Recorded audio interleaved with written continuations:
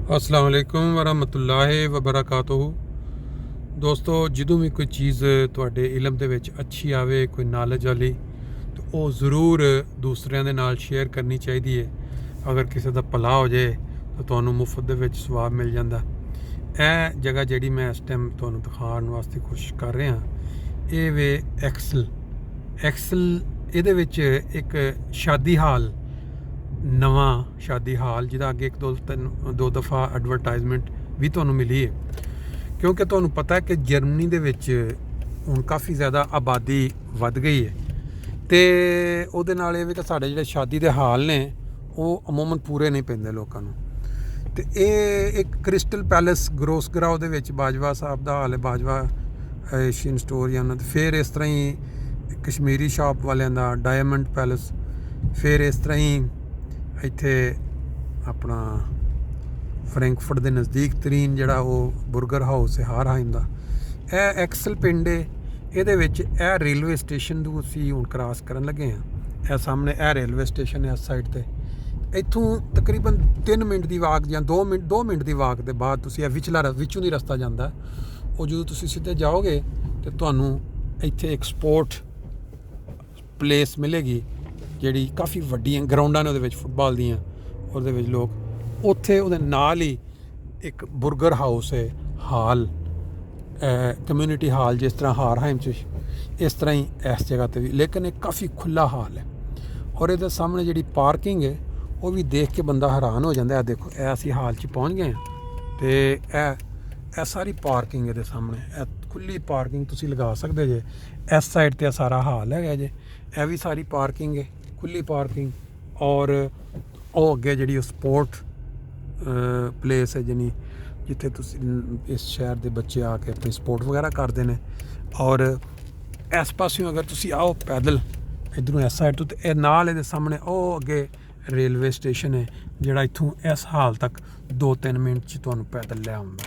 ਅਤੇ ਬਾਕੀ ਤੁਹਾਨੂੰ ਅੱਗੇ ਚੱਲ ਕੇ ਅੰਦਰੋਂ ਦਿਖਾਉਂਦੇ ਹਾਂ। ਇਸ ਹਾਲ ਨੂੰ ਅਗਰ ਬਾਹਰੋਂ ਦੇਖਿਆ ਜਾਏ ਤਾਂ ਬੜੀ ਅੱਛੀ ਪਲੇਸ, ਬਹੁਤ ਅੱਛੀ ਜਗ੍ਹਾ ਹੈ।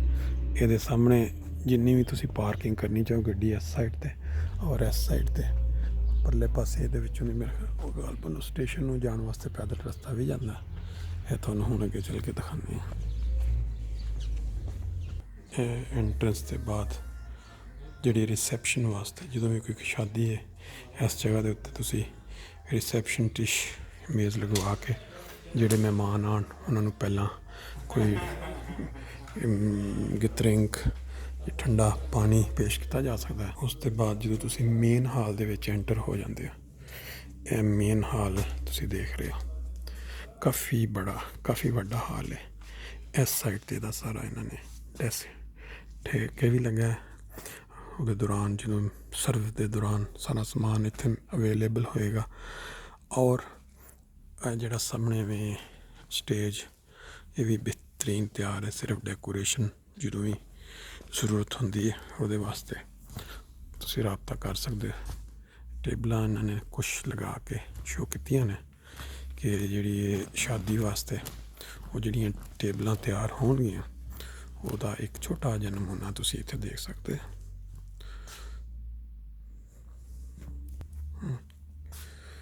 ਸ਼ਾਦੀ ਵਾਸਤੇ ਜਦੋਂ 100 ਅਫਰਾਦ ਦੀ ਫਿਲਹਾਲ ਬੁਕਿੰਗ ਹੋ ਸਕਦੀ ਹੈ, ਲੇਕਿਨ ਅਗਰ 1 ਜੁਲਾਈ ਤੋਂ ਇਜਾਜ਼ਤ ਜ਼ਿਆਦਾ ਮਿਲ ਗਈ ਅਤੇ ਫਿਰ ਇਸ ਸਾਲ ਦੇ ਵਿੱਚ 200-250-300 ਤੱਕ ਆਰਾਮ ਨਾਲ ਜਿਹੜੇ ਨੇ ਆ ਸਕਦੇ ਨੇ। ਇਹ ਬਾਹਰੂਨੀ ਨਜ਼ਾਰਾ ਹੈ, ਬਿਹਤਰੀਨ ਕਿਸਮ ਦੀ ਲੋਕੇਸ਼ਨ, ਖੂਬਸੂਰਤ ਡੈਕੋਰੇਟਡ। ਔਰ ਹਾਲ ਜਿਹੜਾ ਉਹ ਫਿਰ ਆਰਡਰ ਦੇ ਮੁਤਾਬਕ, ਜਿਸ ਤਰ੍ਹਾਂ ਦੀ ਕਿਸੇ ਦੀ ਖੁਆਇਸ਼ ਹੋਏਗੀ ਉਹਦੇ ਮੁਤਾਬਕ ਇਹ ਡੈਕੋਰੇਟਡ ਹੋਏ ਤਿਆਰ ਕੀਤਾ ਜਾਏਗਾ। ਅਗਰ ਕਿਸੇ ਇੱਕ ਸਾਈਡ ਦੇ ਉੱਤੇ ਵੱਡੀ ਡਿਸ਼, ਵੱਡਾ ਟੇਬਲ ਲਗਵਾਉਣਾ ਹੋਵੇ ਤਾਂ ਇਹ ਵੀ ਸਿਚੁਏਸ਼ਨ ਹੋ ਸਕਦੀ ਹੈ। ਜ਼ਿਆਦਾ ਅਫਰਾਦ ਵਾਸਤੇ ਕਰਨਾ ਹੋਏ ਤਾਂ ਇਸ ਤਰ੍ਹਾਂ ਵੀ ਤਿਆਰ ਕਰਵਾਇਆ ਜਾ ਸਕਦਾ। ਔਰ ਅਗਰ ਬਾਹਰ ਬੈਠਣਾ ਹੋਏ ਧੁੱਪ ਦੇ ਵਿੱਚ ਤਾਂ ਫਿਰ ਇਹਦੇ ਵਿੱਚ ਤਰਾਸੇ ਦਾ ਵੀ ਸਿਸਟਮ ਇੰਤਜ਼ਾਮ ਹੈ ਸਾਰਾ। ਉੱਥੇ ਬੈਠ ਕੇ ਸਾਰੀਆਂ ਜਿਹੜੀਆਂ ਨੇ ਕਮ ਕਾਫੀ ਟੇਬਲਾਂ, ਜਿਹੜੀਆਂ ਕੁਰਸੀਆਂ ਲੱਗ ਸਕਦੀਆਂ ਨੇ ਇੱਥੇ ਵੀ। ਲੇਡੀਜ਼ ਵਾਸਤੇ ਇਹ ਜਿਹੜੀ ਐਂਟਰੈਂਸ ਹੈ ਇਸ ਸਾਈਡ ਤੋਂ, ਔਰ ਇਹ ਜਿਹੜੀ ਸਾਈਡ ਹੈ ਇਹ ਆਦਮੀਆਂ ਵਾਸਤੇ। ਜਿਹੜਾ ਛੋਟਾ ਹਾਲ ਹੋਏਗਾ ਜਿਹਦੇ ਵਿੱਚ ਤੁਹਾਨੂੰ ਦਿਖਾਉਂਦੇ ਅੰਦਰ, ਛੋਟੇ ਹਾਲ ਦੇ ਵਿੱਚ ਜਿਹੜੀ ਇੱਕ ਸਾਈਡ ਤੇ ਬੂਫਟ ਵਗੈਰਾ ਲੱਗ ਸਕਦਾ ਹੈ, ਲੇਕਿਨ ਇਹ ਤੁਸੀਂ ਦੇਖ ਸਕਦੇ ਹੋ ਕਿ ਇਹ ਵੀ ਠੀਕ ਠਾਕ 50-60 ਬੰਦੇ ਅਗਰ ਤੇ ਉਹ ਇਜਾਜ਼ਤ ਹੋਵੇ ਤਾਂ ਫਿਰ ਤੇ ਇੱਥੇ 120 ਬੰਦੇ ਬਹਿ ਜਾਂਦੇ ਨੇ। ਲੇਕਿਨ ਅੱਜ ਕੱਲ੍ਹ ਜਿਹੜਾ ਇਹਨੂੰ ਔਰ ਨਾਲ ਜਿਹੜਾ ਰੈਸਟੋਰੈਂਟ ਨੂੰ ਮਿਲਾ ਕੇ 50-60-70 ਬੰਦਿਆਂ ਦੀ ਇਹਨਾਂ ਨੂੰ ਐਕਸਟਰਾ ਇਜਾਜ਼ਤ ਹੈ ਆਦਮੀਆਂ ਵਾਸਤੇ। ਲੇਕਿਨ ਇਸ ਟਾਈਮ ਇਹਨਾਂ ਨੂੰ ਹਜੇ ਟੇਬਲਾਂ ਨੂੰ ਪੂਰੀ ਤਰ੍ਹਾਂ ਤਿਆਰ ਨਹੀਂ ਕੀਤਾ, ਇਸ ਤਰ੍ਹਾਂ ਹੀ ਪਏ ਨੇ।